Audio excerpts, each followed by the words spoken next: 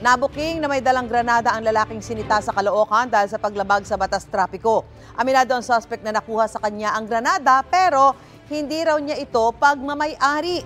May unang balita si James Agustin. Sa kulungan ng bagsak ng 45 anyos sa lalaking construction worker matapos mahulihan ng granada sa barangay 176A Bagong Silang, Caloocan. Nabuking siya matapos sitahin dahil sa paglabag sa batas trapiko. Kakandak po kami ng intensified police visibility at oplansita nang mamataan natin itong lalaki na to, naka-motor at walang helmet.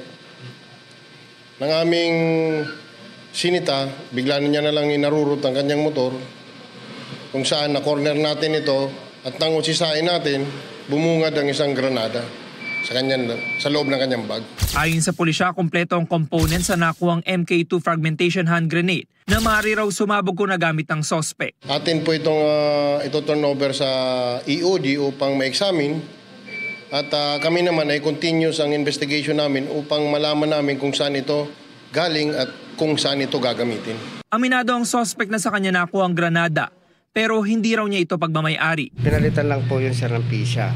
Ano yung pisya? Yung droga po. Kanino galing yun? Galing po yun sa kabila sir. Hindi ko po kilala sir yung ano kasi mga tambay lang din yung sa kabila eh. Pero alam niyo yung bawal? Yes sir. Maharap ang sospek sa reklamong illegal possession of explosives in relation to Omnibus Election Code. Ito ang unang balita. James Agustin para sa GMA Integrated News. Gusto mo bang mauna sa mga balita?